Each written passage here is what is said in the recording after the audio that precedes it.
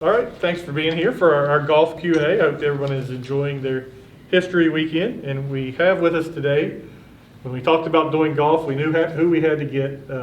This man over here came here in 1991 as a golf professional, and he spent 30 years in that role doing several different activities. He was a golf professional. He ran all the activities for a little while, and then he actually was the tournament director for a military tribute at the Greenbrier for a couple of years before retiring in 2021. Robert Harris, thank you for being with us. Thank you, Cam. I lived in this room for 9 years because this was the ice skating rink. That's right. Absolutely. And luckily, they've replaced the carpet that we trashed. Well, we forgot your hot chocolate today. And then this man has been with us all weekend. He is our historian emeritus, spent 43 years as a historian here at the Greenbrier, hired in 1978 to clean up the archives, and then he just never left. And I never did clean up the archives. Bob Conte, thank you for being with us. And before we get started, I guess Bob obviously is our historian, knows a little bit about everything, but I think when we talk about the world of golf, when you came here, probably didn't know a whole lot about golf or care a whole lot about golf, but you sure did by the time you left. Yeah, well, right. It was a transition, as they say. We want to take, there were certain perks here, and that was one of them. And, hey, and it was sort of a health issue, At one point I thought, I need to get a little exercise, and Robert gave me a couple of lessons. It's been all downhill since then. Well, I guess we put together a little slideshow presentation, and to tell the story of golf at the Greenbrier, I guess we have to go back to the very beginning, and I guess, Robert, it all started in 1911, correct? 1911, 1910, because the C&O bought the place in 1910, and they were kind of in a rush job to bring it up to speed, and golf was already gaining in popularity at the turn of the century. And so they hired, Alex Finlay, who knew Henry Flagler. And so the railroad guys traded stories, if you will, and he was here pretty quick. So 1910 certainly was in play in 1911, occupying the space now where the driving range is, and that meadow right out in front of the below the tennis courts, because the casino wasn't built yet, which is the golf club. And Bob, if you kind of put it into context, what did having golf here mean? Obviously, there had been a resort here prior to that. We had the Grand Central Hotel before that, but bringing golf here really took the Greenbrier to a whole new level, didn't it? Right, and the whole railroad purchase, and of course the big transition is it went from a summer resort to a year-round resort. I've always sort of thought that our railroad guys talk to those Flagler Railroad guys. You got a golf pro down there, and again, I think I said earlier that the real marketing perspective was this was kind of a health resort. You come and I always thought in the early days golf was seen as just sort of a healthy thing to do. You're outside, It wasn't an activity you participated in just because it was golf. It was kind of part of this healthy lifestyle, which was kind of the overarching marketing proposal from the new Greenbrier there. And the spa and the bath wing got under construction almost immediately. Yeah, it's all happening at the same time. And Finlay, I guess, is a pretty overlooked guy. Apparently, he made not much. You don't hear much about him, but he designed lots and lots of courses there, right at sort of the dawn of. So when people talk about the father of American golf, more often than not, they'll use the name Donald Ross, Pinehurst. And Donald Ross was certainly prolific in the teens and the 20s in building golf courses. But C.B. McDonald, who was hired right in behind, it took a little longer to get all the organization to build the first 18-hole golf course, the old White. But you could certainly put McDonald, C.B. McDonald, Donald Ross, and Alexander Finlay in one basket. And collectively, Francis we met maybe after he won the Open, that raised the awareness, sort of the Tiger Woods effect at the time. Right. What was golf in America at that time? Was it just really starting to grow at that time? And what kind of caused that? So if you count the number of courses that were built 1910 or earlier, really you could count them on your fingers and toes, and they were around metropolitan areas. You know, Chicago had a few, New York, Boston had a few, Philadelphia had a few, but really outside of that scope, yeah, it was. But when we won the U.S. Open, I mean that hit the headlines in American, because it had all been Scottish and English players up to that point.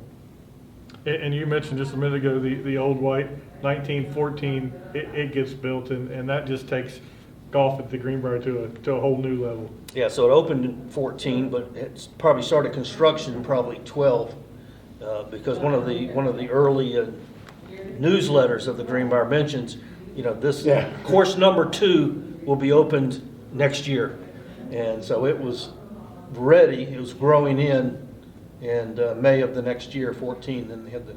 Yeah, you mentioned that in course number 2. It was called that for a while, right? Correct. How long was it when was it changed to Old White? Well, Bob knows the story because after.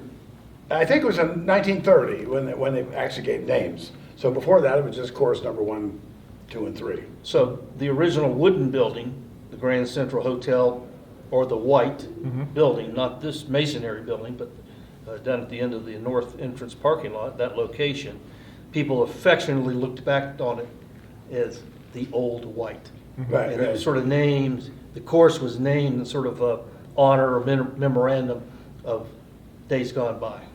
Right. And so it had been torn down in 22.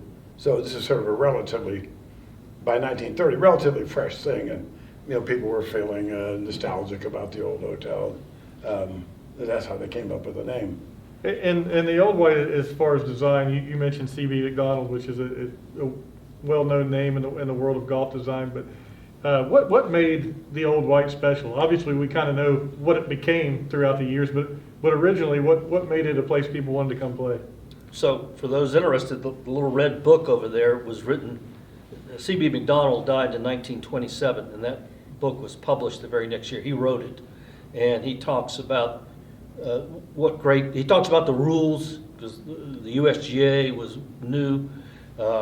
He talks about what makes a great golf course, and he talks about, to answer your question, he talks about the land that our Old White course was built on, and fertile farmland, nice, gentle rolling terrain, got a water feature running through it. Really ideal, to build a golf course and design a golf course. And looking at some of those old pictures there, it's amazing how much, more than 100 years later, So how much it looks the same. McDonald went to school. He's a Chicago native, but he went to school in St. Andrews, Scotland. And so when he came back and got a group of investors to build a course called Downers Grove in Chicago, he replicated the great holes that he had seen while he was in Great Britain and in Europe. And so he had these templates, like he had 20, 25 of them. So depending on the land, he would have a Biarritz, which is a French model, the Redan from North Berwick, north of St. Andrews. And so he had these templates, like he had 20, 25 of them. So depending on the land, he would have a Biarritz, which is a French model, the Redan from North Berwick, north of St. Andrews. And so he tried to fit these templates. It's like putting together a jigsaw puzzle, and he would route them into the land using these models. And he had more than 18 of them. Like I say, he had 20, 25, maybe more. Okay, these all fit, now build it. And I think he was sort of introducing the game to the U.S., and so he would use the best holes he had seen. Right. I remember somebody saying, well, he was just copying. Well, he wasn't copying. What he was doing was kind of offering the best kind of holes that he had seen in his experience. to this new generation of players here in the United States. So I've never had the opportunity to play national golf links where McDonald's been his final years, but I have played Chicago Golf Club, and it's rolling, a little more rolling than the old White. I played St. Louis Country Club, and it's even more rolling, but really the holes, you know, with small variations are just what you see at the old White. Mid-ocean in Bermuda and it's hilly. I just describe it as hilly, but it's got the, you know, the Biarritz holes, the Redan, the short. It's got the same features, just different backdrops. So the popularity of the old White, people love coming and playing it. I just want to make one point. This is the course after the National, and the National is still up in the top 5 courses in America, right? I mean, it's like the National. It's actually National Golf Links of America. Yeah, right. It gave you some idea of what he thought, right? These are the National Links, and an exceedingly private club, right? Yes. One doesn't play there very easily. You definitely need to know somebody. Yeah, Metropolitan New York. So. And my theory is, when the Greenbrier opened, they brought down the manager of the Plaza in New York, and a guy named Fred Sterry. And I have a feeling Fred Sterry was a member of the National, which is how he knew C.B. McDonald. I'm not sure of this, but it seems like a pretty good theory. Makes sense for sure. Yeah. But as the popularity of the old White takes off, business is good. You Right. need more courses, right? So then comes in Lakeside and Greenbrier, which were built pretty close together, correct?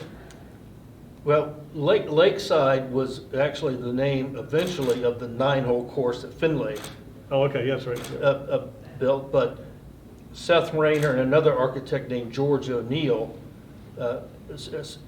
after a while, McDonald didn't want to leave Long Island. He wanted to stay at National Golf Links. So his subordinate, Seth Rayner, was here and built course number 3.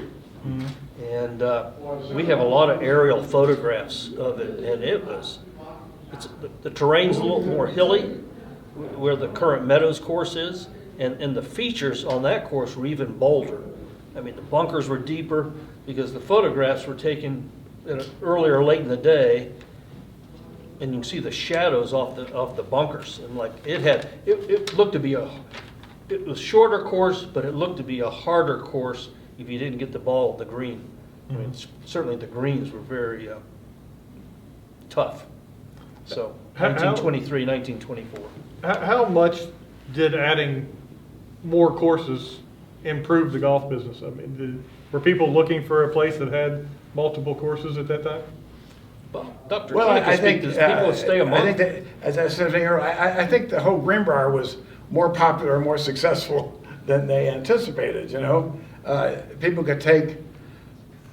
You could take the train. All these people come from New York by train, from Washington, from Philadelphia. You know, just overnight from 4/5 of the American population. That was the selling point. You know, so you could. I guess country clubs, you didn't want them too far out of town. You want to be able to get out there, play your 18 holes, and get back in. But this was a much longer trip to get here. But the railroad made sure they got here, you know, right overnight, got here and were ready to go in the morning. So, and golf was really sort of booming there. The difference between golf in 1910 and 1924, I think, was considerable in terms of its popularity.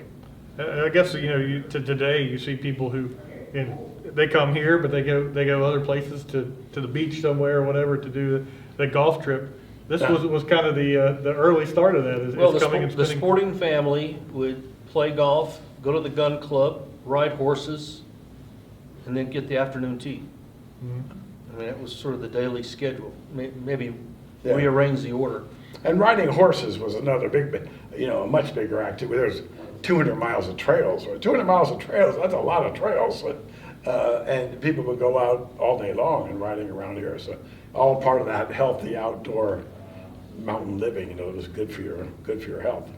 And before the airport was built by the Army during the Second World War, what is now the Greenbrier Sporting Club area, there was a polo field.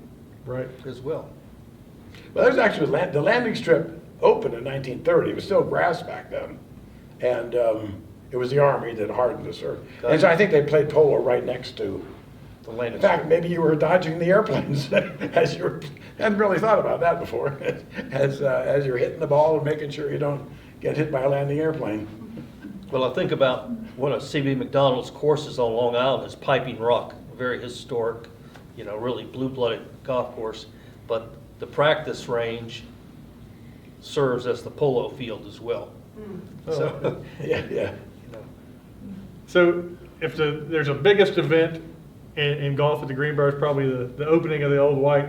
The second biggest event is our next slide, probably, I would say, and that's Sam Snead's arrival at the Greenbrier. 1936, yep. Sam Snead first came to the Greenbrier. And who was he at that time when he first came here? just a local guy. I mean, he had already made a little bit of a reputation as the Homestead Resort had a tournament where all the top names were there, and Sam had the lead one year, maybe the year prior in '35, and then folded the last day. So he was an up and comer, and so they were the owners of the Greenbrier were looking for a name, looking into the future, investing in the future. Yeah, Freddie Martin was always, Freddie Martin ran the golf operation here for many, many years, and his claim to fame is that he went over and hired Sam Snead. I remember we were talking about this some years ago, Robert, and I remember the story that Sam wanted to win. And he hated to lose. And that there apparently was a situation where he was playing in a foursome, and he was beating the other guys, but one of these guys was a very important client at the Homestead. And apparently somebody went out and said, hey Sam, could you dial it back? Mm-hmm. And he was appalled at the very idea of, and that may have made him susceptible to Freddie Martin coming over and saying, hey, we got this place over here, over the mountain here in the Greenbrier. And hired him. Actually, he was hired as assistant pro. That's what I was going to ask. That first year, and What did he become the head pro the next year? pretty quickly. I mean, here I can't believe it. I'm forgetting the guy's name, but I think he left. Okay. And what people never point out, I don't know how many times did we hear Sam Snead say, "Do you believe they paid me $45 a month when I first came here?" What he doesn't mention is the Homestead was paying him $30 a month, and so it was 50% raise. a nice step up for him. Especially in 1937, I guess is the year he goes out on the tour. Correct. And then 38 is the big year where he's beating. He wins the Oakland Open. That was his first victory. The Oakland Open. So by that time now, he's becoming a big national name, right? But, And one of the things about Sam is golf was for rich men, rich guys at that point. Mm-hmm. And here was this kind of backwoods hillbilly guy, and he's beating everybody. And in the Depression years, I think, he was kind of a role model for the average Joe golfer that, hey, look at this guy here, He's not a guy of privilege, but he can beat all these pros, and I guess in 38, he was the leading money winner, and which also made him sort of attractive. He actually could make some money at this game. so I guess that kind of begs the question: How did he learn the game as being a backwoods guy like Dr. Bob He was a said? caddy when he was 8 years old. Yeah, that picture we have of him, he's a little kid there, and I think he pretty quickly learned that rich guys play golf, and you can bet in this game, and so you can make some hay playing this game with the amateurs. The rich guys like to play, who were coming to the Homestead at that point. So there's already multiple courses. Snead's come here now. Now he's winning tournaments all over the place, becoming a big name. Does golf just continue to grow and grow and grow because of his name being out there at that point? Well, it got interrupted Right, that's what I was gonna get to next, but. Yeah. Yeah. Yeah, he generated tremendous publicity, you know. And you know, he's a pretty charismatic guy. And he was different than all the rest. That was the other thing, you know. He was different than all the other pros. So you would think things would take off, but then World War II came along. When you think of Snead's career and Hogan's too, but see, you know, they lost some of the best years of their lives during the war years. Sam was 30 years old in 1942. Hogan, Snead, and Nelson were all born in 1912. Right. The class of 1912. So you mentioned that it gets interrupted, World War II begins, and was Sam drafted or? So there's a great story, and he wins the 1942 PGA Championship in Atlantic City. So he has to go before his draft board, I believe in Philadelphia, and he's already been drafted. And he asks the draft board person if he could delay his induction, you know, for a week and a half, because I'm a golf pro. Next week, there's a tournament just down the road, and I could win $500. So they go through the chain of command. He waits. Okay, you got to report back here in 10 days. And he goes to Seaview, I think it was, and he wins the PGA Championship. And then he has to report to duty. So he's in the Navy, and his first assignment, they put him in public relations, and he's out in San Diego area.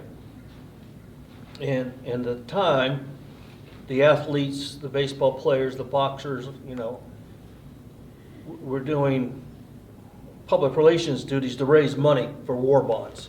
And he's out in the San Diego area, and he's everywhere he goes, he shoots the course record. And this goes on for a period of time, and he gets called to the admiral's office. And as he tells the story, he said, I was shaking so hard. I was trying not to show it, but I was shaking. And the admiral, you know, through all the offices, gets to the admiral and says, Sam, you know, boys are being killed in the Pacific.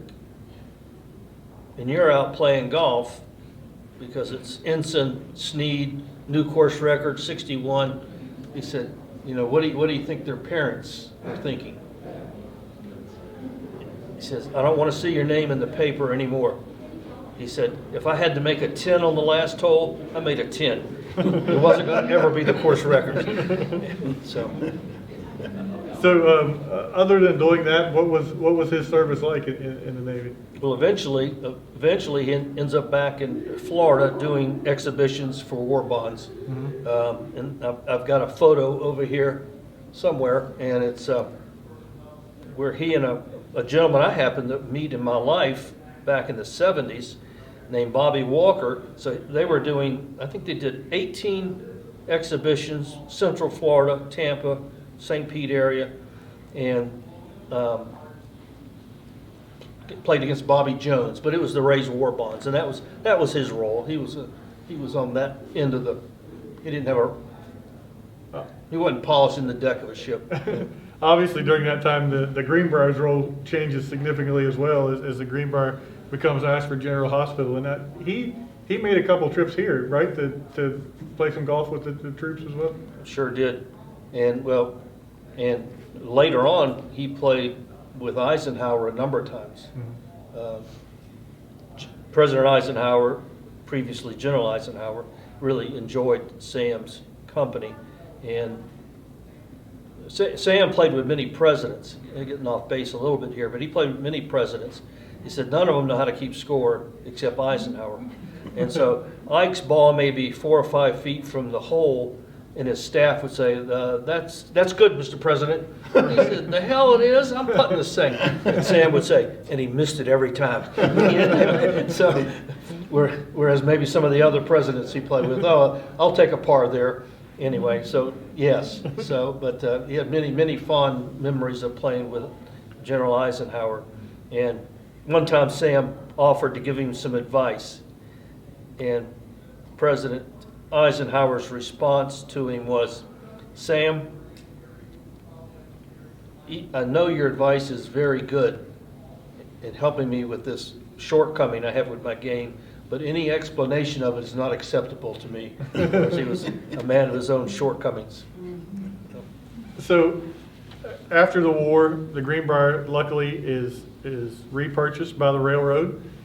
Where Dorothy Draper comes in at the time, redesigns everything, and in 1948, reopening party, Sam Snead was a big part of that, right? Yeah, it wasn't a done deal. When you look back, you say, well, the war came along, you went away, and then after the war, you came back. But I came across some documentation that, the railroad was looking for a golfer. They looked at several people. It wasn't like, oh, we got to have Sam again. And finally, they said, I guess he won the British Open in 46, right? So he's getting to be a pretty big time name here. I don't know. Maybe he was attracted by the idea of being kind of close to home, being back here at the Greenbrier. So he was hired as part of the whole reopening there of the part. And so he played here, and Ben Hogan, all in this incredible party that they had, that of course included lots and lots of golf. And that amateur event that they had there at the reopening party was sort of the start of what became the annual Sam Snead Festival. Yeah. Correct? So they just called it the Spring Festival initially, or sometimes they called it the Greenbrier Invitational. And all this was run by a legendary guy named Chris Dunphy. And I mean, I think from what I hear, this guy must have defined what it means to be legendary. He had been down at the Seminole Club down in Florida. He's a legend at the Seminole Club. And so he played up here back in the 20s. So by the late 40s, he's past his prime as a player, but he knew everybody. So the chairman of the board of the railroad, of the C&O, was Robert R. Young, who was a member of the Seminole. So he got Chris Dunphy that's how all the big name pros got here, because Chris was he knew everybody and did all the invitations. And, Sam was, that was a big issue. Sam was, this is Sam's home course. And so, so in many ways, Dunphy was the key player, certainly well into the early 60s. And as you kind of look back at, I know we put out lists all the time of all the famous golfers who have played on the courses of the Greenbrier, and a lot of the newer ones played during the Greenbrier Classic or Military Tribute or then Live, but most of those big iconic names from early on played as part of that festival, correct? Oh, yeah. Craig Wood, Ben Hogan, Vince Gizzy, these old names. And, yeah, they were all here. And one story I know that I love to tell is Arnold Palmer winning his first professional money right here at the Sam Snead Festival. He did. And we talk about, later on, we'll talk about Dick Wilson. And Dick Wilson did Ligonier, Laurel Valley in Ligonier. And so Arnold, this was sort of like home to him, from where he was from. But. Absolutely, and Gary Player, I know that's one of my favorite old pictures is the one of Player with his daughter sitting on the green, and he was here. What was that? I guess maybe 10 years ago. He was here, and he talked about that picture. Yeah, I talked to him briefly about that, and interesting at that time he was saying, what was the name of that guy that put on those tournaments here? And I remember the name Chris Dunphy, and he lit up, you know how it is when you just can't remember somebody's name, which is happening pretty frequently lately. Gary Player was, Chris Dunphy, because Chris, maybe the first year that Player was in the States, and Dunphy was still down at Seminole, he arranged for him to play with Ben Hogan. And so this is like one of the great events of his early career that he got to play around. I think at Seminole, and it was Chris Dunphy that did. Chris Dunphy was the original sports agent before there were sports agents. I mean, Yeah. he connected people. Well, if you come to this tournament, I'll guarantee you $500, and so he stayed in good graces with just not only golfers but many of the other sports and so forth. And this is also, and the Spring Festival were also a big social event. That's when the Duke and Duchess of Windsor would come, particularly when Young was still at the C&O, and these were sort of his parties, and he put together the guest list. And they were scheduled for the week after the Kentucky Derby. So of course anybody went to the Derby, and a lot of them in their private railroad cars. And then so the party then continued here. And and then the railroad brought in a lot of their big customers and all that. So all this was wrapped together in those Sam Snead festivals. And so you had the top golfers, and again, all this generated a tremendous publicity in the sports world. Which perfectly leads me into my next slide. I don't think anything generated the publicity as 1959 when Right. Snead goes out and shoots the 59 in the Snead Festival on the Greenbrier course. The first time anybody had done that in a competitive round, and that was just, I mean, that story blew up. It was unheard of, and Sam's name was already out there, but yeah, it hit the headlines big time. And there's the story, Bob, about the fifth hole in the Old White. It's a relatively short par 4, and it now has a creek in front of it. It always had a creek, but it was piped for many years. And Sam got on the tee and drove the green, and the players on the green, I believe, was a railroad executive. Right. And was all upset. Comes to the clubhouse, and you need to fire that guy. He hit into us. Anyway, shorted out the story was, well, gosh, you were on the green. Nobody drives the green, whatever the year was. It was in the 50s. 300-yard shot, and so it turned into, well, let's turn this around. We got a golf pro here that can drive a 300-yard hole uphill, and it all blew over. Right. But, I think the upshot of the story was Didn't he hit the the guy in the butt? That was the story he told me. I think as the story grew, yeah, right. Yeah. it sounds better, Yeah.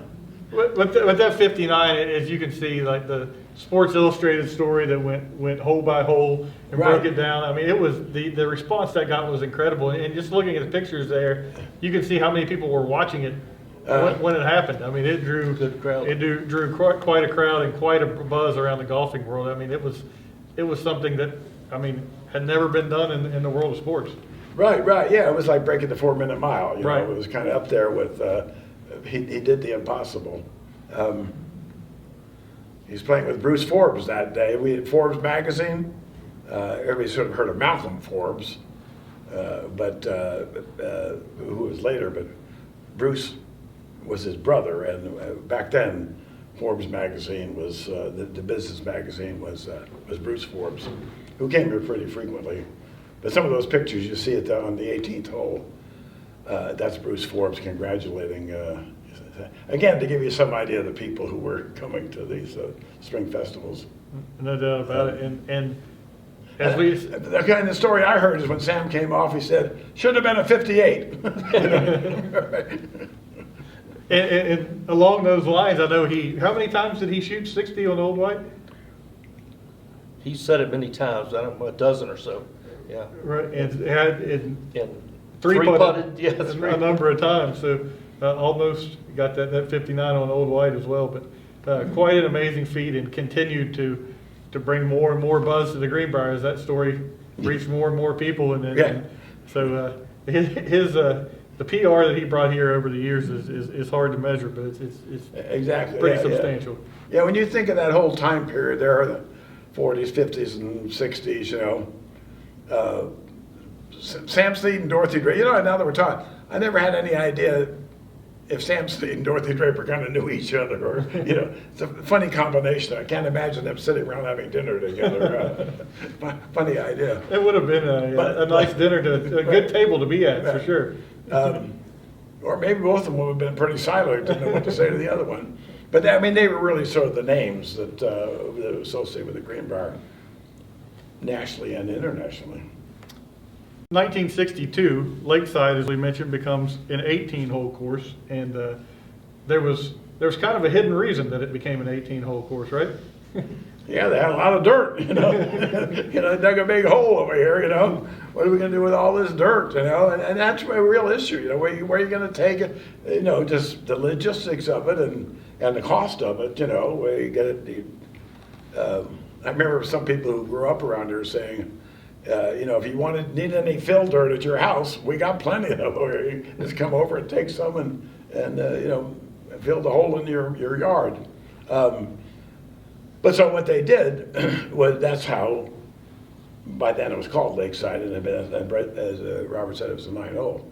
That's how it grew to an 18-hole. So I don't know if the scope of the bunker, we have our bunker manager right here.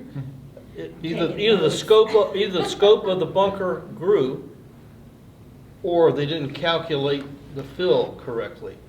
Now, when we look across the street at the Catholic Church, it's a parking lot to the right, which is the west side. That was all fill material from the bunker. And they hired a guy named Dick Wilson. Well, Dick Wilson, in the early 60s, he was already a noted architect, golf course architect, Doral in Miami, Bay Hill, Arnold Palmer's Bay Hill, and others, notable courses. And I know when I came here in 1991 and played the Lakeside course for the first time, it was really a terrible golf course. Not by the conditioning was fine, but you'd have holes that would go out 180, dog leg, 240 yards to the green. Well, no architect would build a golf course where you have to tee off with a 3-iron, and then you can't even reach the green, you know, up a hill. And so I suspect Dick Wilson, in his bio, he camouflaged airfields as an Army intelligence officer. So the people that were overseeing the bunker construction, and Deanna and Dr. Bob know more about it, but basically they were coming out of Washington, D.C. Well, we got more fill material. We got to do something. So somebody knew Dick Wilson from his Army days and said, look, Dick, we'll give you 50 grand, draw us a map. The people building the bunker already had intelligence clearance. I suspect they built the thing, not taking out trees and so forth, just building it as it was drawn on a topo map. And so here's this Dick Wilson golf course, which was really, no one would rate it as a championship course, not because of its conditioning was fine, but just the design was weird. Yeah. But yeah, so Dick Wilson during the war camouflaged airfields. That was his. Oh, wow. I've job. never heard that. Yeah, you know, the whole Dick Wilson story is kind of funny. I mean, they didn't really make a big deal of it. They sort of said it, but it was never clear how on the ground he was in that whole thing. You know, like And he McDonald. died shortly after. You know, he died shortly after the thing was built, so his health was failing. But he could have drawn that map or those simple plans for the contractor. Okay. And okay. you know, no one would worry about it because he'd previously already had clearance with top secret. And that moved some of the holes on Greenbrier over when they expanded Lakeside up to 18 at that point. So people sort of, this gets kind of overlooked in the history of the Greenbrier course. Mm-hmm. There was a modification there, like over where 3-4 across Forest Hill Drive there. It kind of moved, and I think Sam did that. The story I heard, John Murphy, Sam just kind of went out there and said, "Well, let's put one here and let's put one there," you know, and he was sort of never given much credit for that, but it added some new holes to Greenbrier from the original Seth Rayner design. Right. Well, speaking of Greenbrier, it's the next course to get a renovation in 77, and there was a special purpose for that. Is it was done for your arrival in 78, right? That's right. They said, "This will get them here." You know, this is back when I remember Jim Searle says, he introduced me as a historian. I was talking to some golf people. He said, yeah, he doesn't play golf.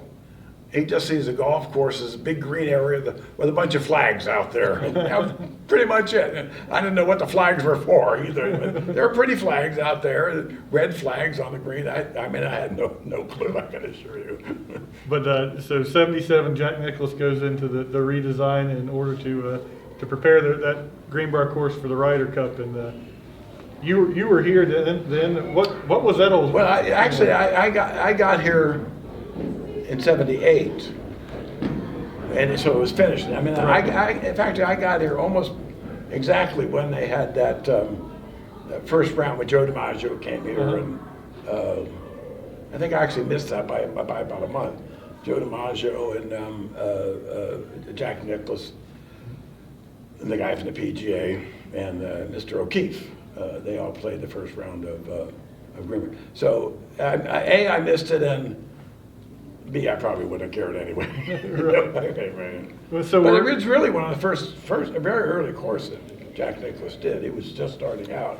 And I remember John Lanahan, who was the president, was talking about, we got him for a good price. And that's what he was happy about. Yeah, Jack was still complaining about that 40 years later. Oh, yeah. Oh, yeah. So what you were here for, though, was the Ryder Cup, and not being a golfer or a golf fan at that point, did you realize the significance of it? Or No, that Ryder Cup was literally the first time I ever walked on a golf course. Okay. And you know, I didn't really kind of get tee box, fairway, green. I mean, I didn't even know that. You know, I never quite knew how they. I think it was from maybe I had watched some of British Opens, and when you see that from the air, they seem to be just hitting the ball all over the place. You know, Right. And it was a mystery to me how the whole thing worked. And then I can certainly remember coming up to the first green of Greenbrier. Oh, it's not just flat. You know, there are these undulations. So yeah, it was kind of eye-opening, and I knew then that it's harder than it looks. So I'm going to add a little perspective. And that was one of your first times, in right? I had just come to West Virginia. I'm a Floridian, but I was an assistant pro at Glade Springs, and I came over for the first day, When did you get to Glade Springs? 78. Okay. Same. And to get to here to Beckley was about a 2-hour drive because there was no interstate. Oh, gosh, yeah. Right. But the Ryder Cup had been won by the American side almost every year going way back because the Ryder Cup was Great Britain and Ireland. And the U.S. had much stronger players with the PGA Tour even in its early years. So 1978 was the first year where it was the all-Europe team, and some flashy Spanish kid named Seve Ballesteros was on the team. And another name you would never even know of, Antonio Guerrero, was another Spanish player on the team. And it was I saw the first day where they have the alternate shot, the 2-ball. And the 6th hole in the Greenbrier course is a very long par 4, and very narrow, and the rough, it was way up over your ankles. I mean, it was thick, and it was moist. And I watched the Tom Kite and Hale Irwin were playing an Englishman, Kenny Brown, and the Spaniard Guerrero. Tom Kite drives the ball a matter of a couple inches into the rough. And I'm standing right there looking at the ball thinking, he can't hit this ball 50 feet. Hale Irwin takes a divot a yard long with a 4-wood, you don't know what that is now, knocks the ball 10 feet short of the putting green. And the pin's here to the wall. Tom Kite steps up and chili dips it, moves the ball a foot forward. Irwin chips the ball 2.5 feet from the hole. Kite misses the putt. but Kenny Brown, they're up in the bunker in 2 shots. They blade the ball into the spruce trees behind the green. They can't even get out. They win the hole with a double bogey. So, anyway, a memorable. Wow. So people today, I think, know the significance of the Ryder Cup and what it's grown into What was it then? It wasn't quite the spectacle that it is now, right? No, but the All-Europe team and Seve Ballesteros being here brought the publicity. And ABC televised it, you know. And Jim McKay was the Jim McKay. commentator. And most of the matches ended on the 16th hole. And I think the score was 17-11. So it was a little closer contest than some of the blowouts. 17-11 is still a bit of a blowout, but they were more competitive. And I think it was, if I remember right, it was much closer after 2 days, right? It was Correct. The final day the U.S. really pulled away. So Fuzzy Zeller was on the American team, and he had just won the Masters. In his first time he played Augusta National, he wins the Masters.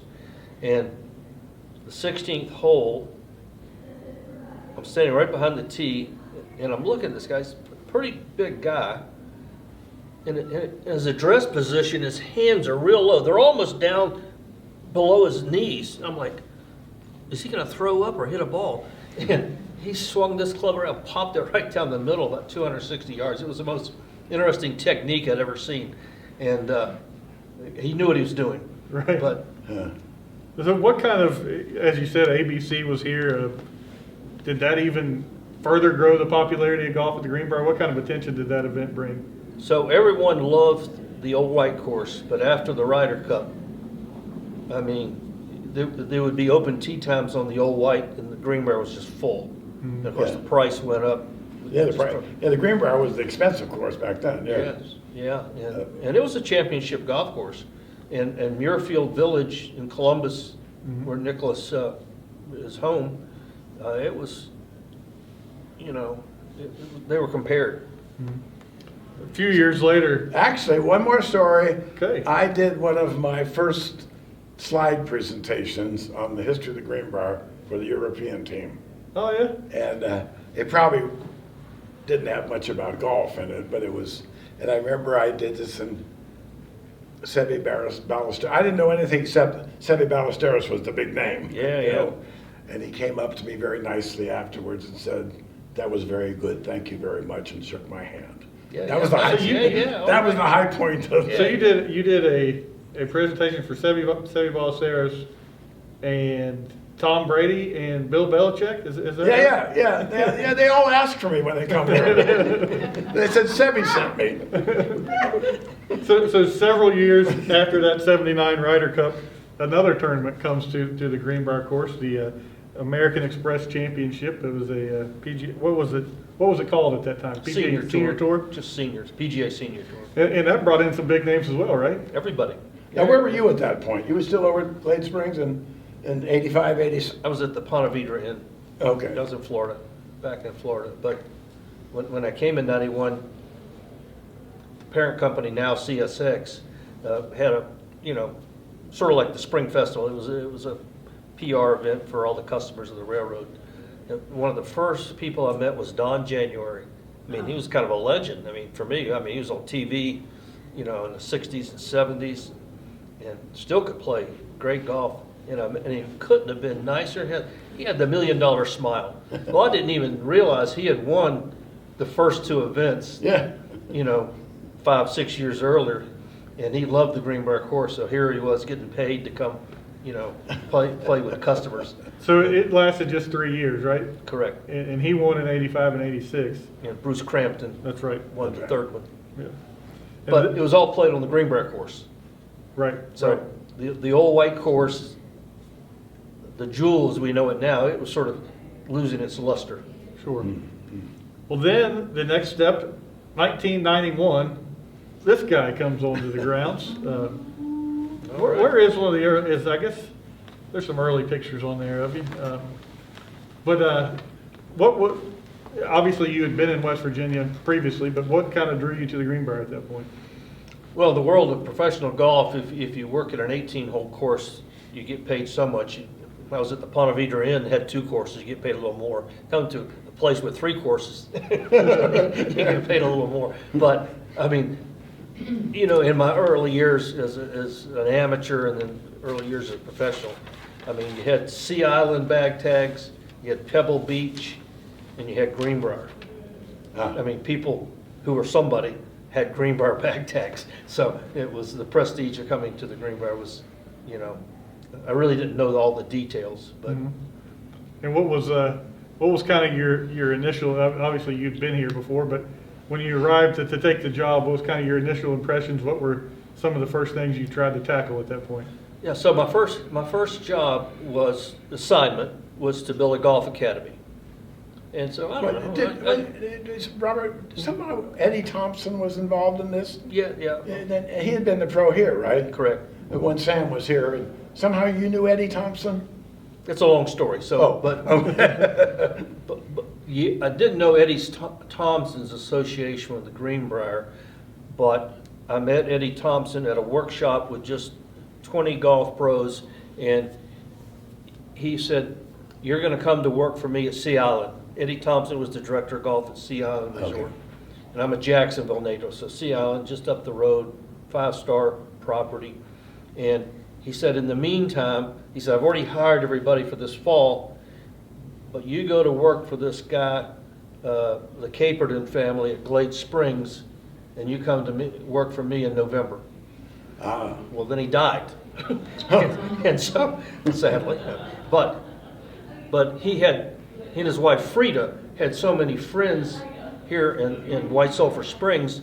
I wasn't here a week, and they asked me to speak at the Rotary Club. Well, I don't even know what to say about the Greenbrier yet. I mean, and so I told my Eddie Thompson story, and virtually everyone in the Rotary Club came up to me, and Frida would spend the summer here. So I never knew the connection, but that's how I got to West Virginia. Okay, Was I from see. the director of golf at Sea Island. And Eddie Thompson was the first golf professional to have, golf shops had mostly golf balls, tees, clubs, umbrellas, golf gloves. He was the first one. He had a full retail. He had sports coats, dress shirts, everything embroidered. Even the sport coats had Sea Island maybe down on the sleeve or something. You know, very tastefully done. So getting back to that first assignment, building So- the golf academy. Build a golf academy. So I didn't know the grounds. So I hadn't been here 2 weeks, and late in the afternoon, I take a golf cart. I want to go around the property. And so when you played Greenbrier 1, you walked across the street to the second tee. So I pulled my golf cart up to the road, and I'm back from the road here to the camera. And coming down from the bunker, from the hill on Route 60, there's an elder, I can see her head's barely above the steering wheel, and I'm watching her, and a young man in a loud pickup truck passes her. Oh, making a lot of noise, scared her to death. She runs off the road. Her car goes right in front of me. I mean, if I'd have pulled up near the edge of the road, I wouldn't be here telling this story. And I'm like, this is kind of dangerous, you know? And I mean, I'm 38, 39 years old. I got good reflexes. So I tell my boss the next day, Ted Kleisner, I said, we need to either put a bridge in there or a tunnel. And so he immediately tells CSX the story. I mean, it wasn't 2 or 3 days.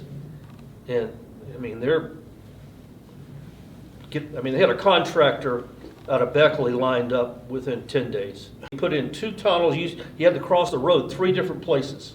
So we put in 2 tunnels. That's why when you play the Greenbrier course, you have to go down about 100 yards. So there were 2 places where you cross, you made it into 1.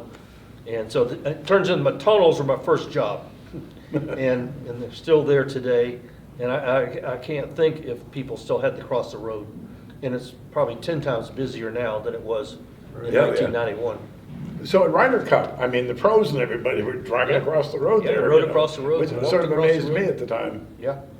So One of your next jobs is to bring Sam back, correct? So that fall, 1991, the fall, and it was in the planning of the officials here, the leadership here, and so I go over to Hot Springs with our caddy master and played with Sam Snead and Bobby Fry on what they call the upper Cascades, or lower Cascades, excuse me.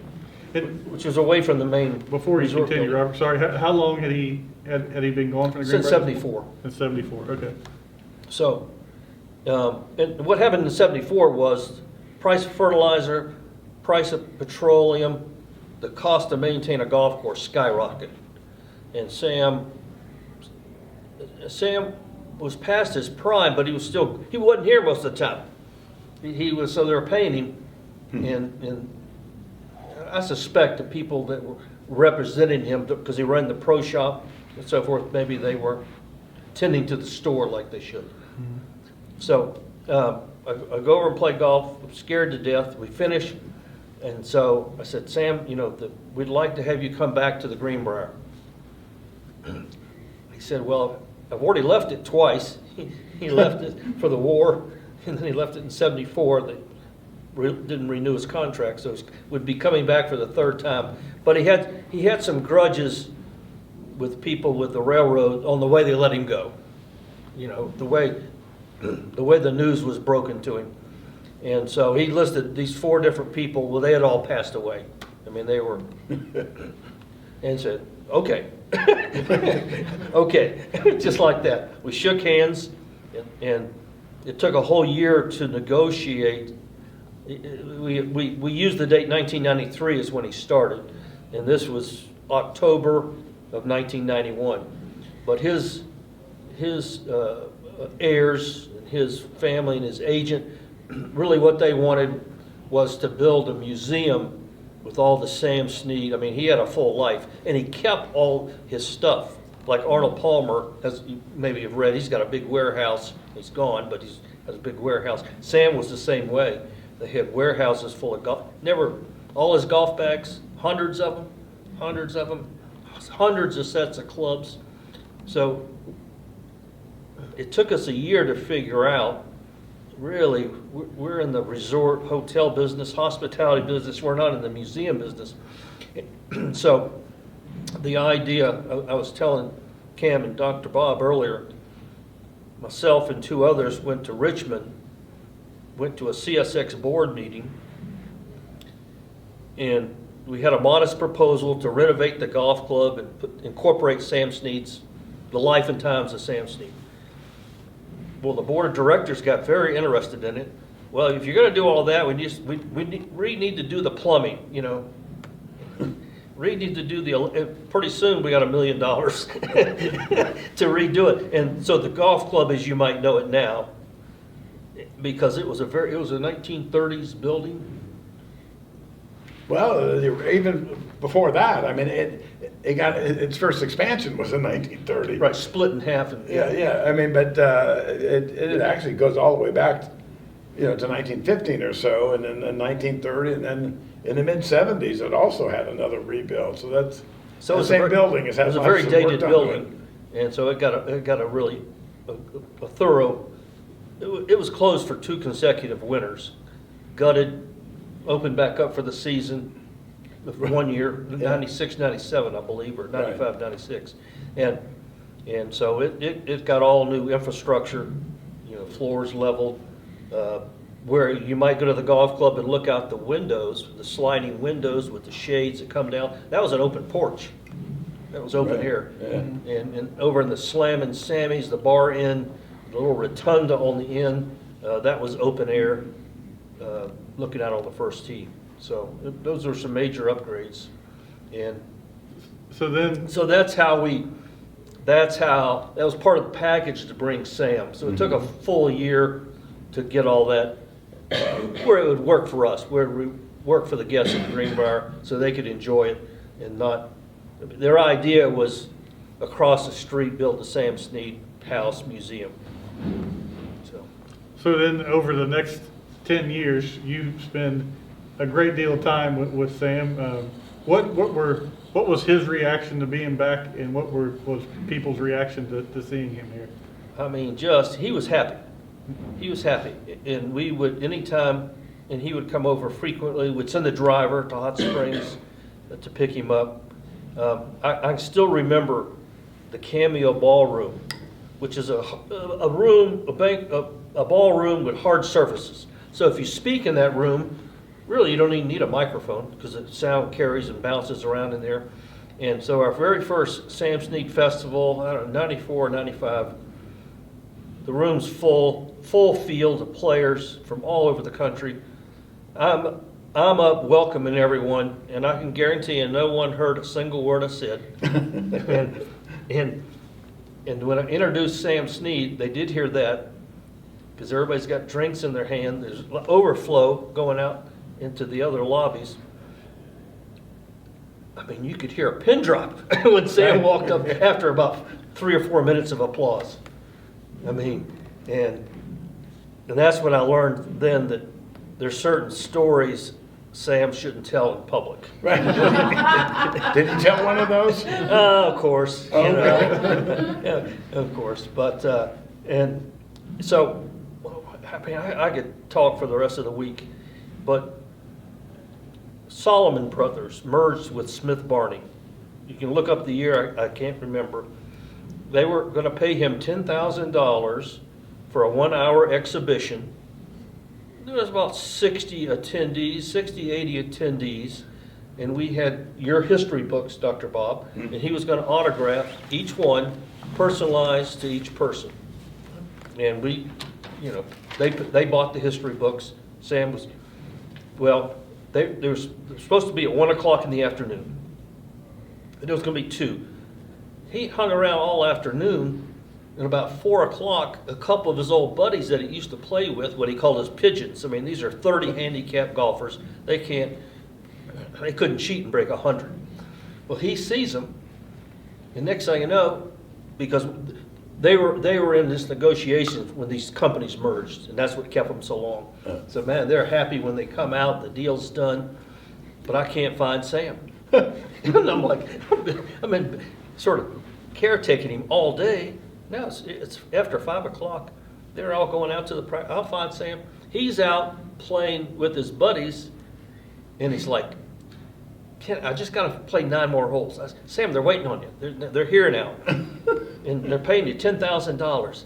He says, but I'm playing him for $20, and I got him 2 down. I mean, I almost had to drag him back, and he couldn't have been happier. Signed pictures, you know, and it was, he says, and from the driving range, you can look over and see the 17th hole. There's my pigeons. Took him in a golf cart, and he played the last 2 holes with him. So I'm putting him in the limousine. The driver's taking him back. He says, 300 smackos I got off my buddies. That was more important to him than the $10,000 he was getting paid in a bunch of strangers to go out and play 5, 6 holes and then the last 2 holes. So that was Sam Snead. As you said, we could sit here all day and tell Snead stories, but the picture you see right over here, the top 2 winning PGA Tour golfers of all time, and that came from your camera, correct? $25 camera, and Vijay Singh had asked if, sent a letter, I mean this is before cell phones and you know, blah, blah. So he sends a letter, he's playing the Players Championship, and CSX had moved their headquarters to Jacksonville. So they were a big presence at the Players Championship. They were a minor sponsor. So they had hospitality tent and so forth. And so my hometown and the Ponte Vedra Inn, where I'd been for 8 years, just 2 miles down the road. So I take Sam, we're on the practice tee. I know all the sportscasters from being there. And then Tom Kite comes up. Well, then 5 or 6 guys want lessons. So Tiger Woods walks by. I said, Sam, I'm going to go watch this kid Tiger Woods. If I ask Sam to walk over to the wall to meet somebody, he said, can't they come over here? That's a long ways. And so Sam says, I'll come down. So I told everybody, okay, you're after this. These are touring pros. You're after Tom Kite. You're after, you know, whoever it was. And Tiger goes to the far end of the practice range at the stadium course at the PGA Tour headquarters. He's 100 yards away from everybody, at least 100 yards. And Butch Harmon's there, Fluff the Caddy's there. I introduced myself. Butch Harmon wanted to look at me like he wants to kill me. And I stood back, I don't know, 20 minutes went by, here comes Sam. Tiger's down there aren't 5 spectators. They're all watching Sam Snead give lessons to Vijay Singh, Tom Kite, and 3 or 4 other prominent pros. Well, as Sam comes limping, hobbling the 100+ yards, the gallery of, I won't say thousands, but it was 1,000. They all follow him all the way down to watch Tiger Woods. And so the picture there you see with Sam and Tiger, and there's a whole roll of film. This is pre-digital. And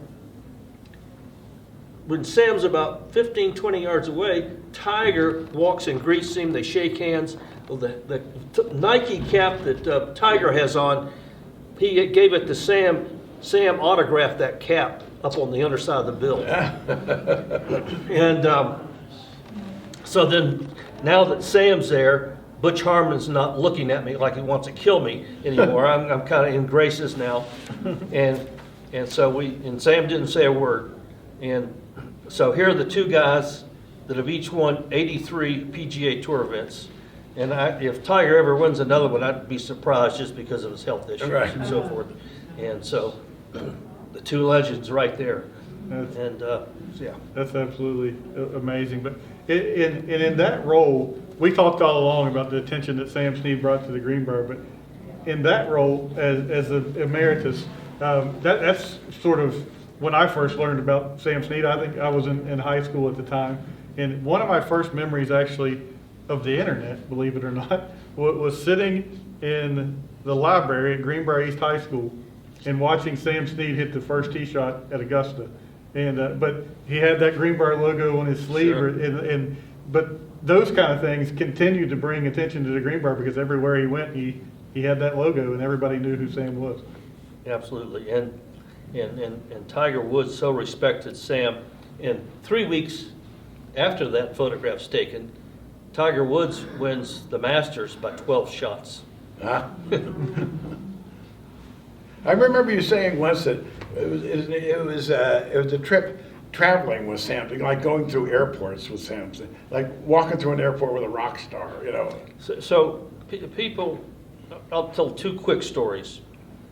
One, we're in Scotland, and we're in a gymnasium, very World War II looking gymnasium, very barren, everything's steel and open beams, and Sam's sitting at the table. We'd been there, I had a whole box of Sharpies, and so Sam's signing autographs. He says, how much longer are we going to be?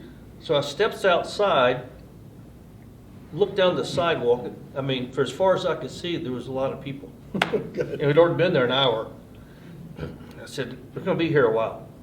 He said, I need some rum and cokes now. So he was not a drinker until really, he said, after he said after 50, it didn't matter. He said, but I was an athlete. I didn't when he played professional golf. So I went across to the pub, got 2 rum and cokes. You want coke in your rum? I can still remember the bartender. That's for Sam Snead. Walked back across the street. It was really almost like an alley, and he was there for 2.5 hours. I don't know how many. We had a production line, and I mean the Scots. To have Sam. This is a little small town, and it wasn't like it was on the national news or anything. Right. But yeah. So. Yeah, so if you're walking through airports, people would come up, mostly men, and women would come up and have their picture taken, but men would say, my pro at my club in Chicago or Minneapolis or Boston or New York, and he would say something about that pro. I mean, these are pros. I kind of know their name a little bit, but back in Sam's day, club pros were the PGA Tour. And the guys that didn't make the big time, they had to go back to their jobs. I mean, they still had their jobs at a club, and maybe would play 6 or 8 PGA Tour events a year and be at the club the rest of the time. But he would always, every time, he would know their name. Wow. And say something about them. I mean, they'd almost break into tears. So another big event happens in 1994, a few years after your arrival, the Solheim Cup, and I remember that one well as well. Another significant event. Yeah, the first was played at Lake Nona in Orlando, and then they went to England, Dalmahoy, and came back here in the fall, and the date got moved to the third week in October, and it was cool. Leaves were falling everywhere, and Laura Davies, big gal from England, we're on the practice tee, and she has one of the Motorola cell phones, the things that are size of a milk carton. And Sam, I'm talking to my mom, and Sam's retriever, Meister, was laying there, and Sam is talking, then now Sam's talking, how's she gonna hear me? I'm like, wow. And Laura Davies, and so she was the big name, and when the first two-ball match play started, Greenbrier course, I'm standing right behind the tee. She drives, I don't know, the hole's probably 320, 318. I see her ball comes up just maybe 5 yards short of the green. She drove the ball down there, and it was dry and it was downwind, but still, it was a 300-yard drive. And for a woman, I'd never seen a woman drive the ball that far. But watching the European team, Annika Sorenstam and there were at least two other Swedish players, and they all had these machine-like swings. There was no caddy swings, and the club didn't loop around or anything. It was just gee, like a robot. And I said, man, they're going to be somebody. Well, she was. She obviously turned out to be the greatest. And for the American team, Dottie Pepper, if you watch, golf on TV, you'll hear Dottie Pepper. And she was the star. I think she shot 31 on the front nine and almost closed out her match just a couple holes into the back nine. And that really lit, because it was a tight match up to that point. But Dottie Pepper was the star of the American team. As we move along, after Sam Snead passes away in 2022, and he's replaced then in 2002. He's replaced then in 2005 by Tom Watson as the Greenbrier continues that professional emeritus idea, and Tom Watson continued to, like Snead, bring a whole lot of exposure to the Greenbrier. Yeah, Tom was scheduled to play in the Ryder Cup, but his wife Linda went into labor, and one of the local coal operators flew him home in a private aircraft.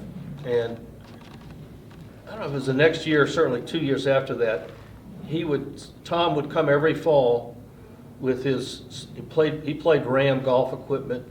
He represented Rolex, he represented Polo.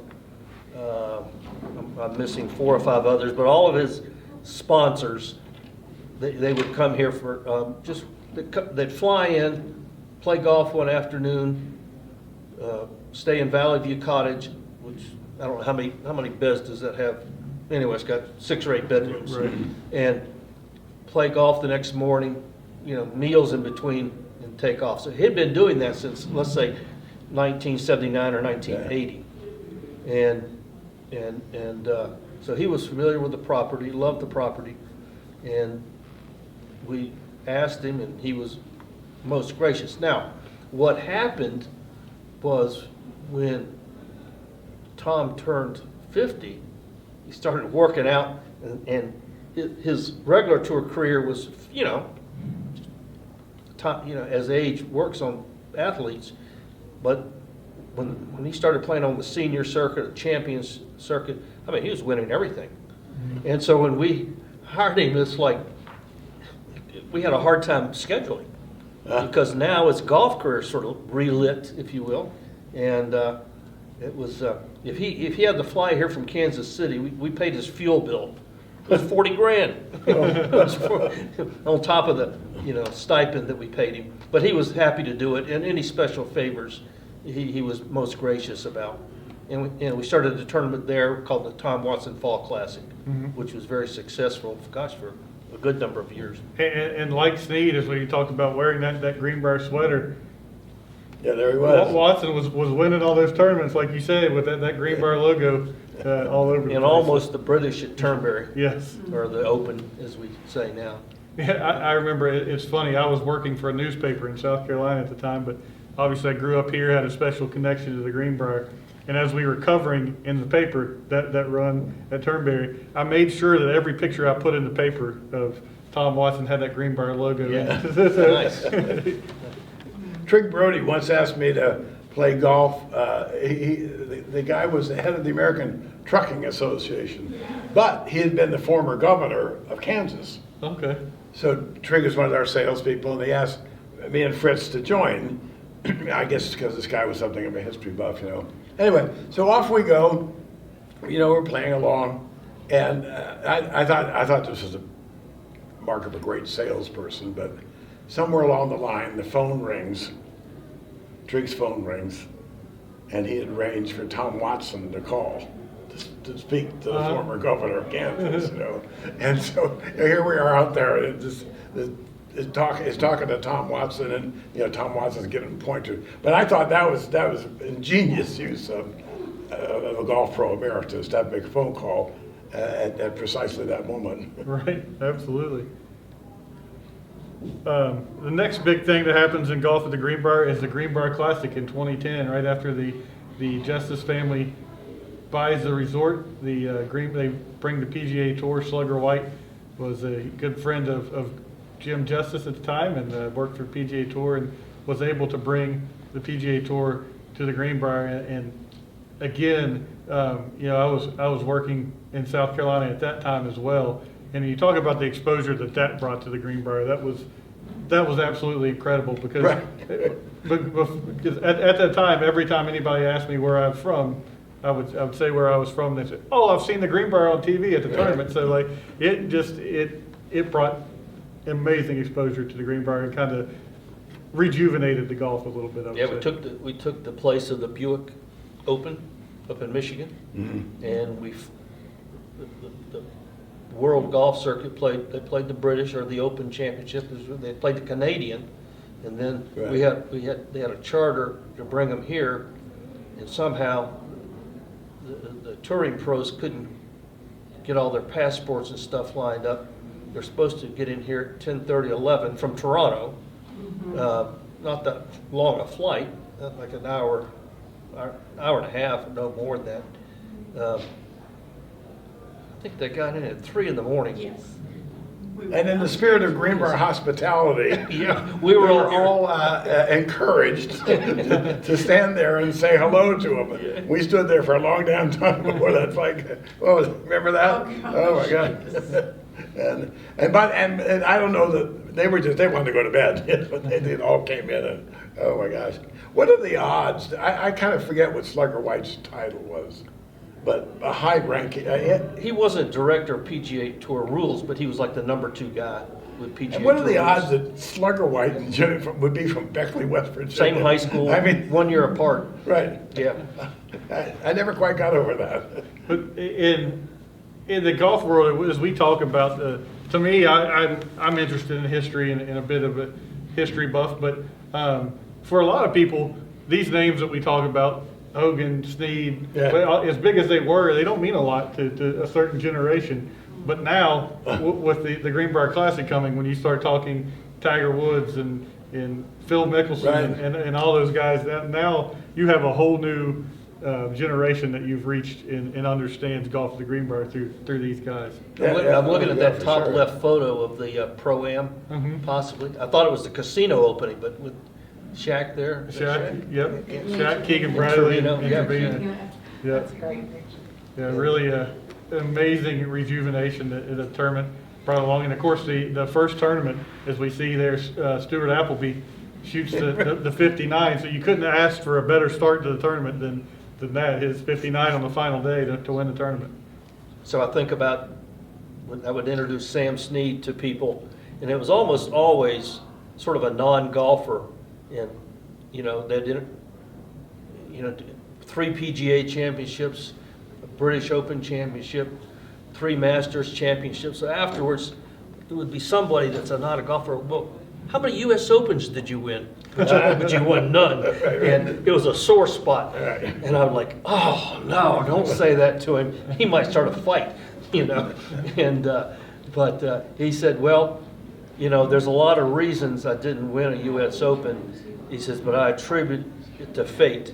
There was just something would happen, what he would say, out of the ordinary, that would prevent him from winning. And when Stuart Appleby shot that 59 on top of Sam Snead's 59 here, you know, 50 years earlier. Fate, just fate sometimes. The thing I remember about that very first Greenbrier Classic is, again, I was working in South Carolina in the newspaper at the time, but I came up to cover the event, and I believe, if I remember correctly, Kevin Kisner played in that event, who was from Aiken, South Carolina, where I was working. And so I came up to kind of cover Kevin Kisner and go through the whole experience. But the vivid memory I have of that is at the concert, the Brad Paisley concert that year. It's pouring the rain, but this place is absolutely packed out of that venue at the fairgrounds. And now Governor Justice, Jim Justice at that point, steps on the stage and says, "We did it. We shocked the world." And that's just something that I'll always remember is that day, because it was really special what that tournament brought to the Greenbrier, to this area. It's an incredible concert. Absolutely, it was more than the tournament for sure. Yeah. So being associated with the tournament, having to get up at 4 in the morning, I never went to a concert. So I finally went, I think it was Maroon 5, which is, couldn't get out of the parking lot till like 3 in the morning. I mean, and the temperature was in the 30s. And I had to run the car about every, I'm like, boy, your timing's not very good, Robert. So 2015, we have our third golf pro emeritus, Lee Trevino, and I know I was here at that time, so now all of us got to spend time with him, and what a character he is, and those were some fun memories as well. You can't help laughing just when you hear his name, you know. Right. He was an incredible guy. He was wonderful, and people loved meeting him, and he did a lot for the Greenbrier. I, from a PR perspective, was always scared to death, as I'm sure you were with Sam, is because you never knew what was going to come out of his mouth. You just were always kind of holding your breath of what is he going to say next. I'll never forget one time taking him over. I don't remember if it was the Saints or I think it was the Texans at the time that were practicing over at the Sports Performance Center, and he was going to do a radio interview, and I took him over there, and he said, "Where are all these people coming from that are watching the thing?" I was like, "Well, they want to come," and he's like, "Do they not work?" I said, "You can't say that." So about that time, he turns to the crowd, "What's wrong with you people? Do you not work?" I'm like, "Oh, please just go to the radio, sit down." But, he was definitely a whole lot of fun. And then we saw those pictures from the tournament of him playing with Shaq, and when he interacted with people, just like Sam, he definitely brought a smile to people's faces. Oh yeah.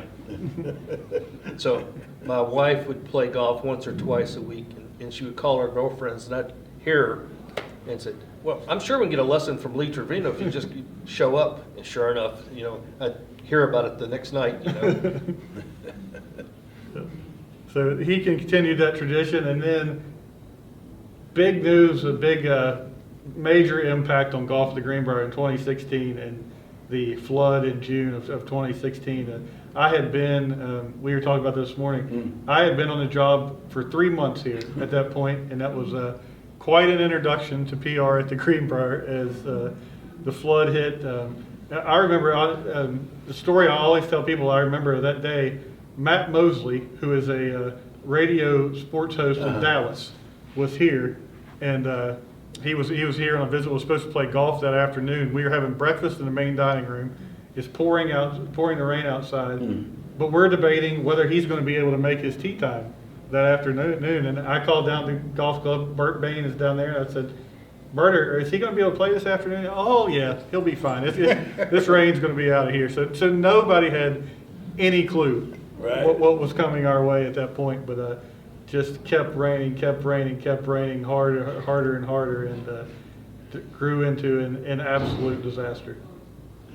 It's hard. When I remember looking out the window of my office, it seemed like you'd actually see the raindrops, and they were like the size of giant, grapes right, yeah, coming down. And they were tropical coming rainforest straight drops. down, and they just kept coming. It just the quantity of water coming out of the sky was just totally overwhelming. It was, and just a devastating impact. And we're here to talk about golf today, but obviously Yeah. the impact went well beyond golf. But as I said this morning, it cost lives. Took people's homes. It ruined people's lives. It truly did. But as we talked this morning, one of at the Greenbrier, one of the goals right after that flood was to get golf back up and running, because in order to recover from this disaster, the community had to recover, which meant bringing people to the Greenbrier. Right. And you needed golf to bring people to the Greenbrier. So I know Robert was involved in some of that. There was quite an effort to go as fast as we could to get golf open, in what led to today's Meadows course, was combining the holes from Greenbrier Meadows that were in the best shape into make one course so that we could get golf back open. Correct. What are some of your guys' memories of that day or that time period that stand out to you? I remember having to go meet some guests in Baltimore Row, and so I walked out, and there was a lull early afternoon. I think it was, no, I was supposed to meet him at 2 o'clock, and it was raining. And I called him up and I said, can we meet an hour later? And I remember thinking, well, maybe I'll bring my umbrella. So we met, we talked about what we were talking about. And coming back, it started to rain. And we had gone to look at the chapel, and had come back, and as we're walking back, one of the staff member comes out and says, I'm here to check the basement of the chapel, which apparently which was brand new at that point. It only opened the year before, and the whole basement of the chapel apparently had a ton of water. And it so happened that when I got back to the hotel, there was Eric Hastings, and he's going to film on. He did a lot of publicity work for us.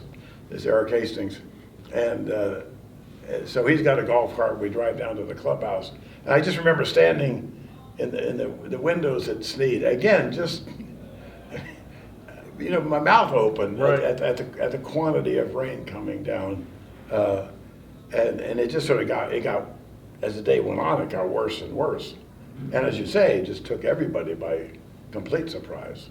Yeah, it did.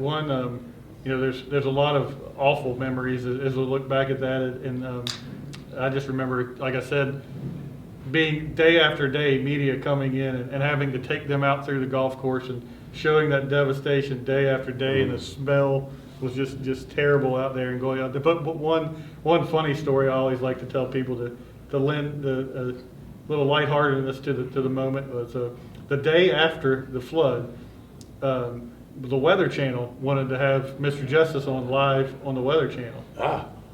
So Eric actually and I get up early in the morning to get back out here. We had made it home somehow that night, and we get up early, come back out here to get governor, or not the governor at the time, but Mr. Justice on the Weather Channel, and we're trying to get in touch with him. Where is he? As people know, he's notoriously shows up at the last minute for things, and so we're calling, trying to find out where he is, and he pulls up, and he the work he put in with this flood was amazing, as he really went out and tried to help as many people as he possibly could. And he had been up all night long. He's exhausted, and he pulls up down in front of the golf club in his car, and I walk over to his car, and so we were doing a live, I don't know if it was Zoom at the time or FaceTime or whatever it was, to get it on the Weather Channel. And he says, when's this thing going to start? And I said, well, they're almost ready. We've got a couple of minutes. He's like, well, I'm not getting out of this car until it's time to start the interview. And I said, okay, that's fine. I'll come get you. And he said, who's doing this interview anyway? And I said, Jim Cantori. Mm-hmm. He says, Jim Cantori opens up his door, goes running up to the camera. I love Jim Cantori. He could not wait to get on the air with Jim Cantori. So that's always one of my lighthearted, funny memories of the flood. But positive memory of the flood is the way it brought the community together and the way everybody rallied to come back, and the fact that we had a Greenbrier Classic in 2017, I think is unbelievable. is one of the most amazing parts of the flood. It really was. It was all hands on deck. I was walking the property, not the next day, but the following day was a Saturday. And I was going to meet the fitness director later and to look at the trails, just to scope out major damage and modify the maps and so forth for the days and weeks ahead.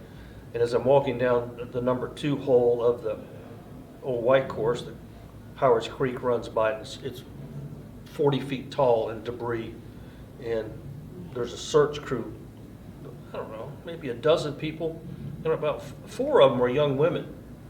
And everyone was carrying pistols, sidearms. I'm like, kind of scared me. I was like, what's this about? So the one, young girl, she looked to me like she was 15, 14 years old. I said, what's the deal with the pistols? He said, well, a lot of wounded varmints, raccoons, and, possums, and every once in a while you hear a pop, pop. And it was sort of a surreal scene, Yeah. watching just civilians walk around. Everybody's like the old West, they got holsters on their hips. And later that same day, I walked down toward what is now Howard's Creek Lodge, a banquet venue, a special events venue down by the 15th green, 17th tee of the old white course. And the rail, there's a split rail fence around it. And I don't know, there must have been a dozen washing machines stuck in that fence. And it was just like at weird angles, like it just looked like some sort of artwork from LSD days or something. I mean, it's just like you couldn't look at it from any angle to think nothing looked right. And the 15th hole of the old white course is the Eden hole, and each of the bunkers have names. But in the Straith bunker, which is the bunker in front of the green, the water had washed through that pond up over the green. And in that bunker, which is this size of this area here or smaller, must have been 2,000 golf balls that all floated over the green, and then the water decelerated and the balls all filled in that bunker. The other bunker, maybe 50 balls. On the grass, none. All in that bunker. I mean, they were 10 inches thick. The whole bottom of that bunker was full of golf balls. And some of the golf balls were like 50s vintage golf balls, because who knows how long they'd been in Swan Lake, as it's called. Wasn't it right near 15 where there was a marker from So the high water and the flood in 1915 or something? So Mike Wyatt here, I have in my home a beautiful picture of the 15th hole after it was redesigned by Lester George. And just on the left foreground is 3 or 4 maple trees and what looks like a 20-inch tall old tombstone. And if you were standing on the tee, that tombstone would be about chest high. And, it just said high water, the date, March 27th or 29th, 1915. The maple trees in that picture, the water level was neck high, and I'm 5 feet above that marker. So the water level for the 2016 flood was 5, 6, 7 feet above the 1915 flood. So if you ever walk the Valley View Trail, there's a bridge there. The bridge must have 1 million square yards of concrete. There's more concrete in that bridge than any bridge you'll ever see. Take a look at it sometimes if you're out doing the trail. There's a plate on there by the bridge company from Pennsylvania, like September 1916. Yeah. And I never put the two together Right. until the high water mark and the bridge built the next year, because obviously there was a wooden bridge across that creek, and it got replaced by a bridge that will never go anywhere under, ever. Anyway, that's enough for the flood. So as we continue on, then we come back, we have the tournament in 2017, and then 2018, your roles changes with the tournament, correct? Yep, or 19, yeah. Was it 19 or 18? Yeah, you had 19. 19, as Robert became the tournament director of military tribute at the Greenbrier, and So- what was that whole experience Well, like? so the military tribute to Greenbrier, we were over 4th of July, and then the PGA Tour redid their schedule and moved us right over 9/11. And 9/11 happened to fall on a Wednesday, but I mean, that week. And my biggest thing was trying to rebrand the thing from a military tribute over 4th of July. There's kind of a synergy there, the name and the 4th of July celebration. And so, yeah, we partnered with, first responders, a Children's Foundation, which took months to find a national organization that represented the families of first responders. The military services all have their benevolent funds, and those folks were fantastic. And, that was, for me, not being a tournament director of that magnitude, it was a big challenge. But what I found out was, and we had a good field. We had a good field of players. I got to speak to all the rookies on that the Sunday morning ahead of time. They all had to come to rookie school and to learn how to do their finances, how to mark, all the peculiarities, the details of the PGA Tour, things you can say to the press, as Colin Morikawa found out this past week, and can't say. And 3 weeks after our event was the Houston Open. And a kid that grew up in the Roanoke area went to Virginia Commonwealth University named Lanto Griffin, won the Houston Open. Here, I don't know how many people live in Houston, 4 or 5 million? Yep. I'll bet they didn't have 600 spectators around the 18th green.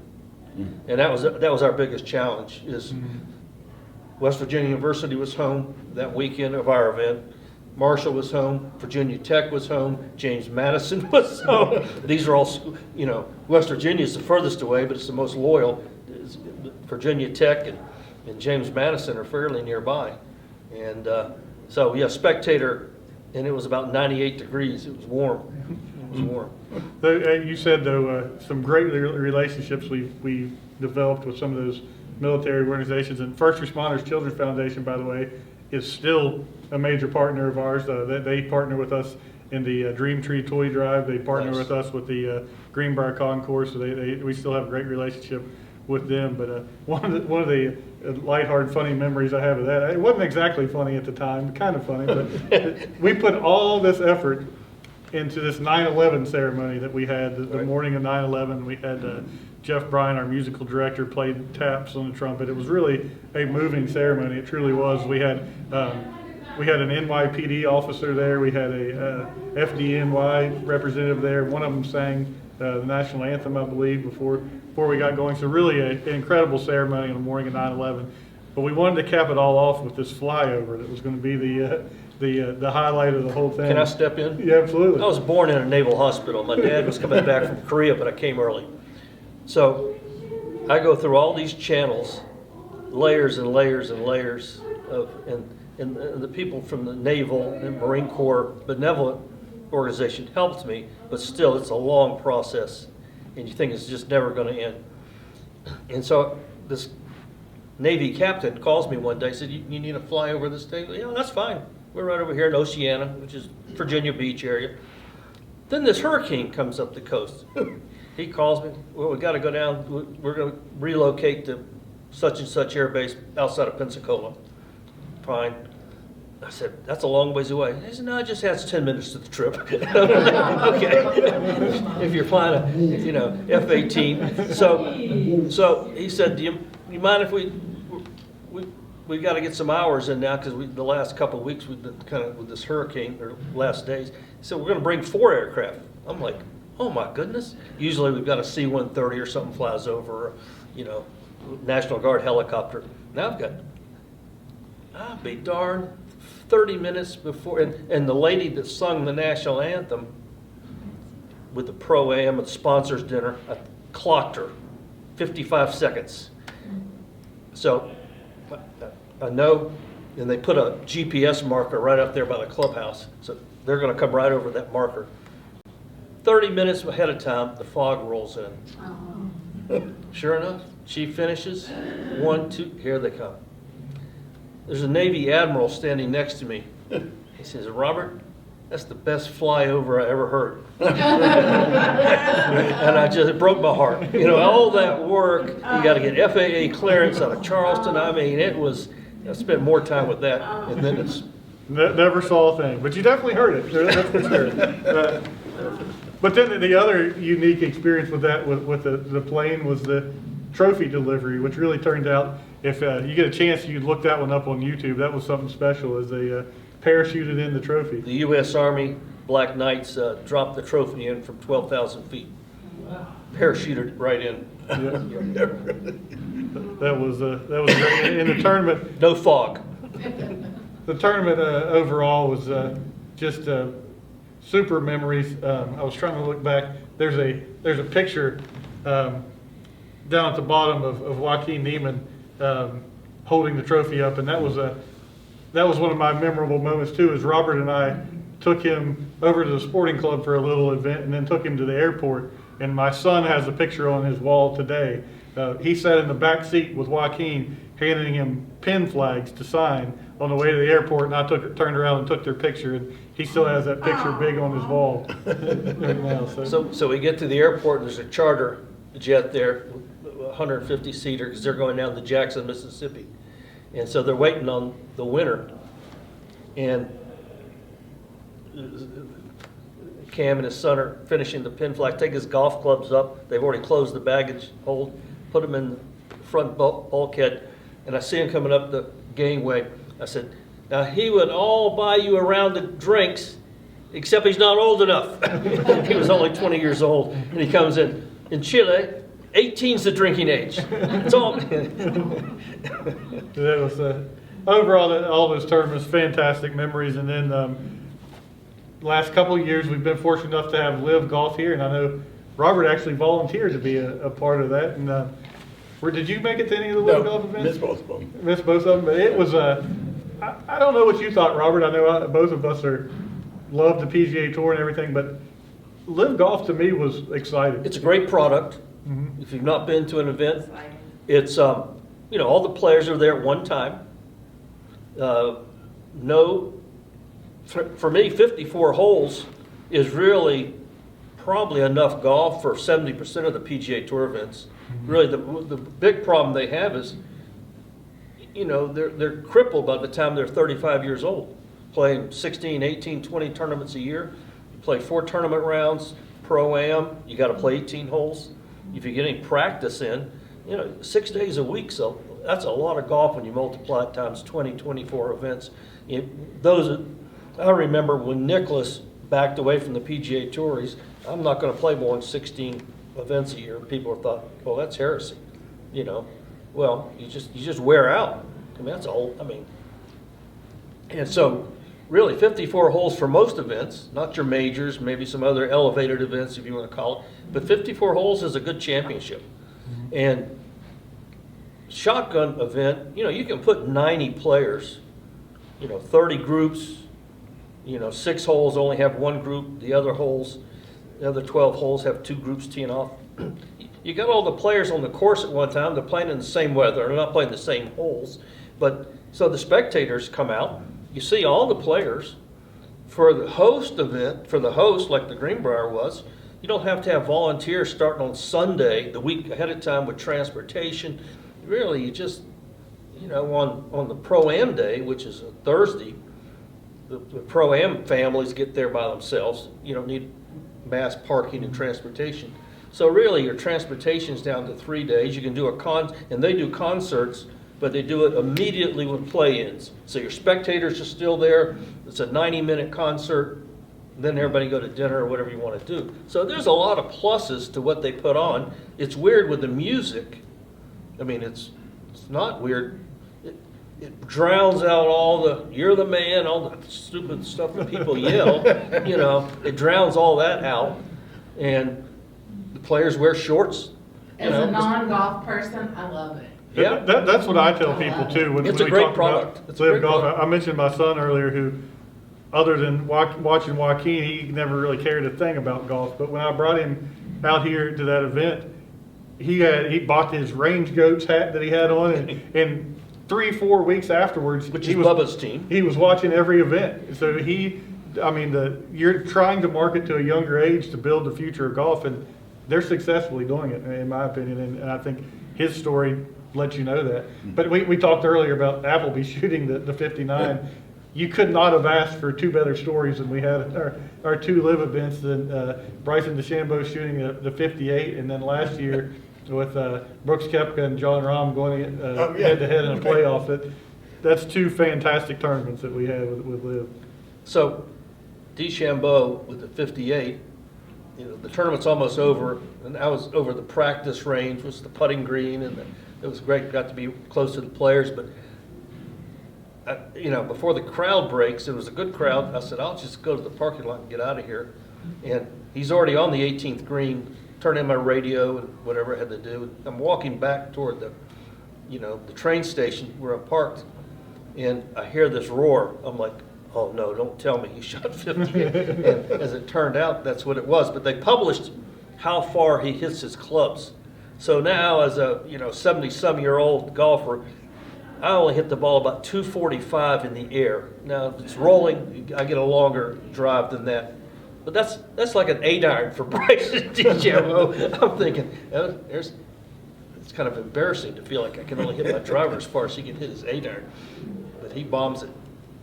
He does, and as we kind of wrap up, I think that's the last slide I have. But the legacy, we've talked about over 100 years of golf at the Greenbrier, and I think both of you would agree with me that the legacy is really only beginning. The future is bright, and all these events that we've talked about have built that base, and it just seems like it's going to be a history that is going to continue to grow and live for a long, long time. There's a natural attraction here.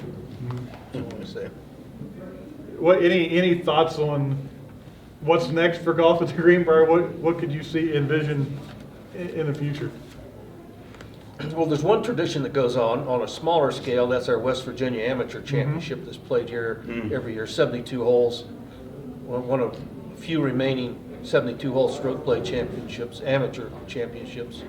That'll continue on. There's something new coming. I don't know what it's going to be, but it's certainly it's a high bar that's already been set.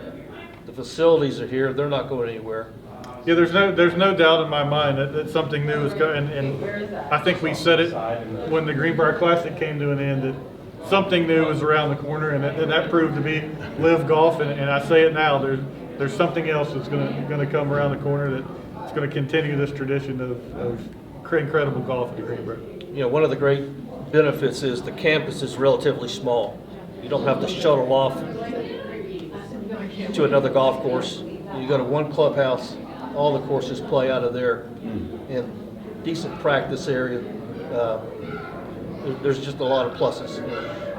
Before we wrap up, does anybody have any questions?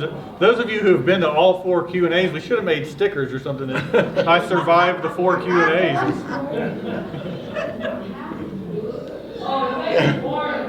Any questions? Well, thank you all for being here. Enjoy the rest of your evening. Enjoy the dinner tonight, and we appreciate it.